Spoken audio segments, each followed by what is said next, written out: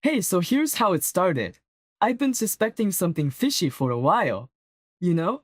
My wife Jenna always had this look like she was hiding something. Like when she'd jump at every text notification, or how she'd suddenly started working late but never talked about her day anymore. Weird, right? So I did what any guy in my shoes would do. I hired a pie. Yeah, a private investigator. Guy was like something out of a noir film, trench coat and all. When he first showed up, I half expected him to light up a cigarette and start talking about some dame in distress. Anyway, this pie, let's call him Jack, he gets to work. He's got gadgets and gizmos. Felt like I was in a spy movie or something. He starts tailing Jenna, taking photos, the whole 9 yards.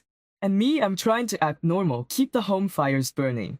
I'm making dinner, asking Jenna how her day was, all while wondering what Jack's finding out. So a couple of weeks go by and Jack calls me for a meeting. We sit down in this dingy diner, the kind where the coffee's too strong and the pie is too sweet. He slides this envelope across the table. Inside, there they are. Pictures of Jenna and our neighbor Rick. Rick of all people. The dude borrows my lawnmower every other Sunday. And there he is, cozying up to my wife at some fancy restaurant, laughing at some joke, looking like he doesn't have a care in the world. I felt like I'd been sucker punched. Jenna and we'd had our ups and downs, sure, but I never thought she'd do something like this. And with Rick, it was like a bad joke. Rick, who'd come over for barbecue and beers, who'd talk about his fantasy football team like it was the most important thing in the world. And here he was sneaking around with my wife. I remember driving home that night, the envelope sitting on the passenger seat like some toxic thing. I was angry, sure, but also just tired. Tired of the lies, the secrets, the not knowing. I parked in the driveway and sat there for a while, watching the lights in our house. Jenna was in there, probably watching some reality TV show or scrolling through her phone. And I'm sitting out here with proof that our life together's a sham. So I go inside trying to keep my face blank. Jenna's on the couch and she looks up, smiles, asks how my day was. And I just nod, say it was fine, nothing special. But inside, man, inside I'm a mess. I'm thinking about how I'm going to confront her, what I'm going to say.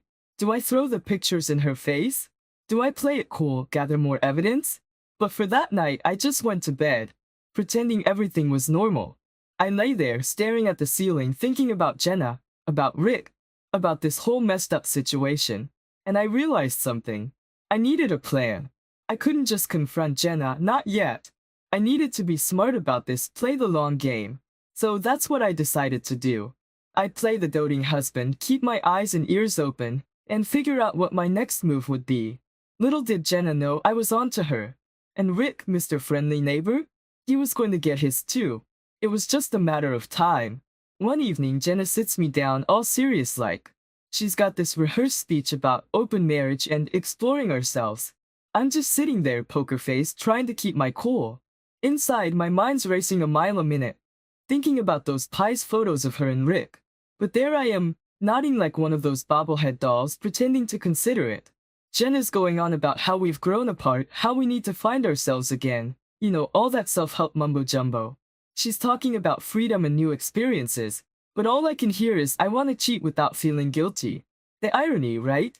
There she was, pitching this idea to me, not knowing I already had the scorecard. I throw in a question here and there, playing the part of the intrigued husband. How does this work? Aren't you worried about our relationship? That sort of thing. And Jenna, bless her, she's got answers for everything, like she'd been planning this talk for weeks. Maybe she had. She talked about trust and honesty that almost made me laugh and how it could strengthen our relationship. The whole time I'm thinking about Rick, Mr. Nice Guy next door, who probably thought he was so clever. And Jenna, who was trying to paint this picture of a modern, open-minded relationship, when in reality she just wanted her cake and eat it too. So I tell her I need time to think about it. It's a big decision, I say, and she nods, looking relieved that I didn't shut it down right away. She's probably thinking she's played her cards right, got me considering this wild idea. Little did she know I was 2 steps ahead. That night I lay in bed, Jenna's fast asleep next to me, probably dreaming about her freedom. And I'm wide awake, thinking about my next move. This proposition of hers, it was a curveball, but I could work with it.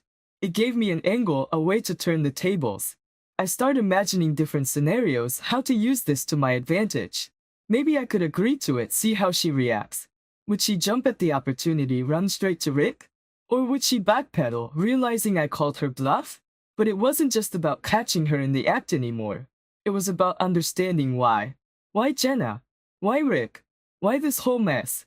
I wanted answers and I wasn't going to rest until I got them. So I drift off to sleep, a plan forming in my mind. Jenna wanted an open marriage? Well, she was going to get more than she bargained for. I was going to play the game but on my terms. And at the end of it, I'd be the one holding all the cards. Before we dive into the next chapter of this roller coaster story, I've got a small favor to ask. If you're enjoying this tale of love, adventure, and unexpected twists, how about showing some love? Hit that like button to let me know you're on board. It's a simple click for you, but it means the world to me. It's like a virtual high five telling me to keep the stories coming. And hey, why stop there? Go ahead and hit subscribe too. Trust me, you don't want to miss what's coming up next. Okay, so here's the twist.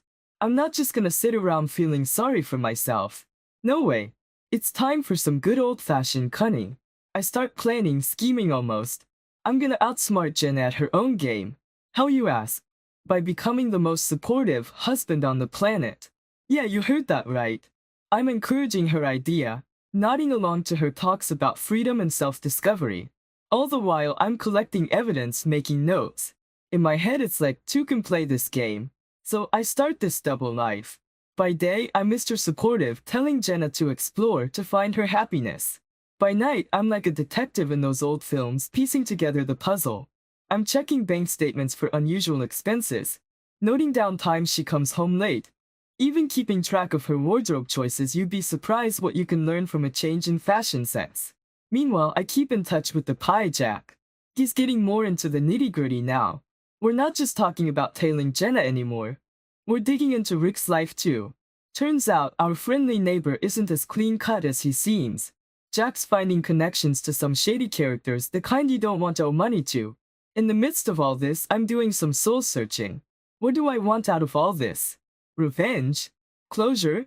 I don't even know anymore. But one thing's for sure, I'm not going down without a fight. Jenna thinks she's playing me, but she has no idea what's coming. Every conversation with Jenna, every encounter with Rick, it's all part of the plan now. I'm watching, waiting for the right moment to strike. And it's not just about catching Jenna in the act anymore. I want to understand the whole picture, see how deep this rabbit hole goes. The strategy is simple.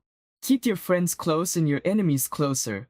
Jenna's my wife, but right now she's on the other side of the chessboard. And Rick, he's just a pawn in a much larger game.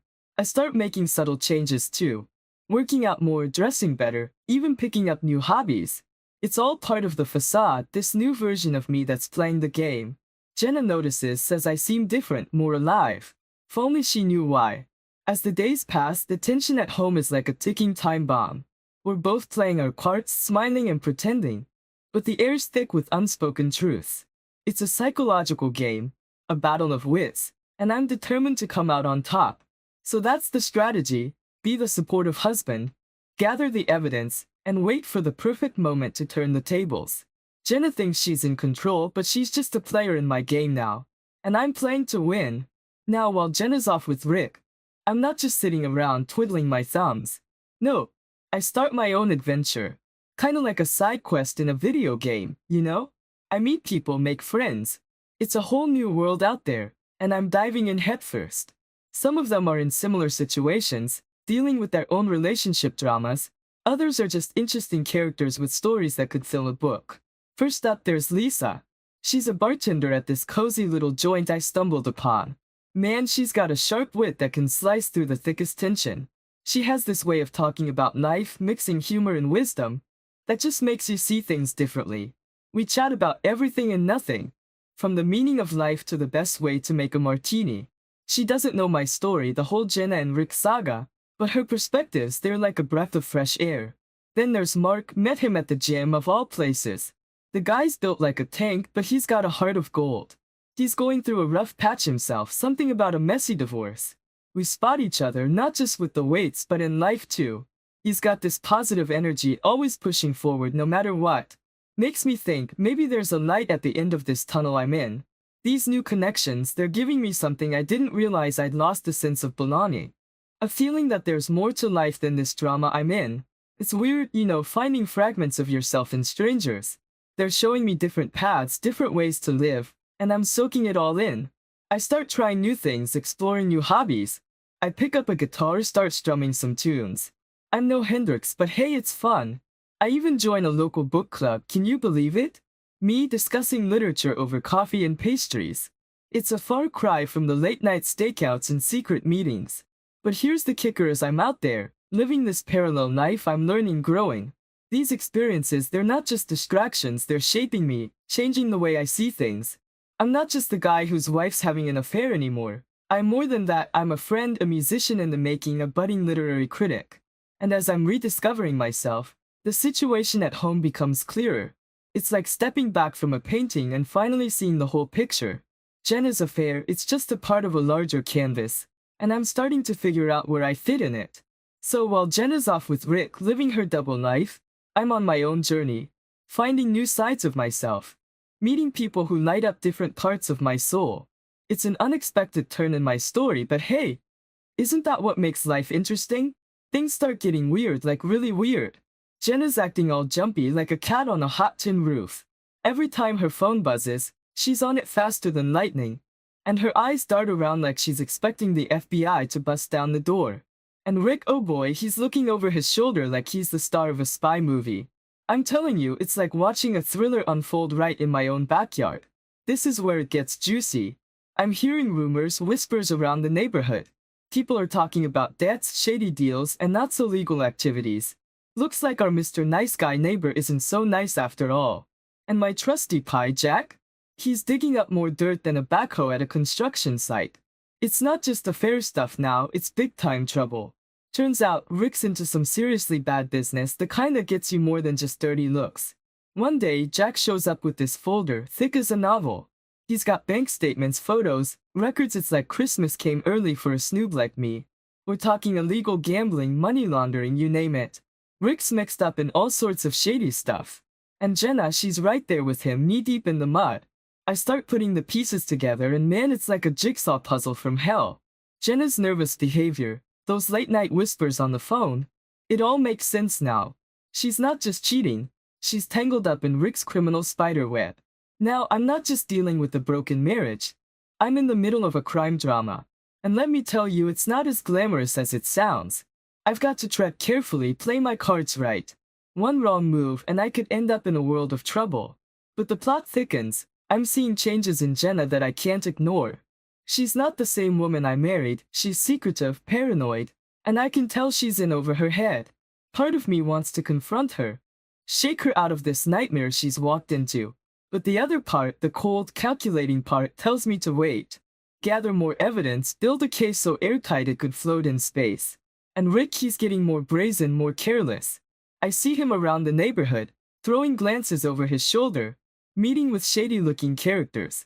It's like he's on a self-destruct button countdown, and I'm just waiting for the explosion. So there I am, stuck in the middle of this unraveling mess. My wife's tangled up in a criminal's web, and I'm sitting on a mountain of evidence. It's a dangerous game, but I'm in it to win it. I'm not just going to sit back and watch my life crumble. No, sir, I'm going to take control of the narrative, steer this shit through the storm. But let me tell you, it's not easy. Every day brings a new challenge, a new twist. It's like living in a suspense novel. Except the stakes are real, and the ending's still unwritten. One night, it's like a switch flips in me. Enough is enough. I decide it's time to confront Jenna. No more games, no more waiting. It's like stepping into the ring for the final showdown. I wait for her to get home, sitting in the living room, every light off except for the lamp by my chair. It's all very cinematic, trust me. She walks in, sees me sitting there, and I can tell she knows something's up. Her smile fades faster than a shooting star. I don't waste any time. I lay it all out: the affair, Rick's shady dealings, everything I've learned from Jack and my own detective work. I watch her face go white as a ghost. It's like watching someone realize they've been caught in a trap they didn't even know was there. Jenna stammers, tries to explain, but it's all excuses, you know? The kind of stuff you'd expect in a situation like this. It's not what you think, you've got it all wrong, that sort of thing. But I'm calm, collected, like a judge delivering a verdict. I tell her I know everything. Man, the shock in her eyes, it's something else. It's a mix of fear, guilt, And something else I can't quite put my finger on. But here's the twist, I'm not just angry. I'm disappointed, profoundly disappointed. This was the woman I married, the woman I thought I knew. And here she is, a stranger in my own house. I ask her the questions that have been burning in my mind. Why Rick? Why lie? Why drag me through this hell? Her answers are a jumble of half-truths and tearful apologies. She talks about feeling lost, confused about how things with Rick just happened. It's like listening to a script from a bad soap opera. I sit there, listening to her unravel the web of lies she's been weaving, and it's almost surreal. This confrontation, it's not just about anger or it's about closure. About ripping off the band-aid and facing the wound underneath. I needed to hear her say it. Needed to face the reality of our broken marriage head-on.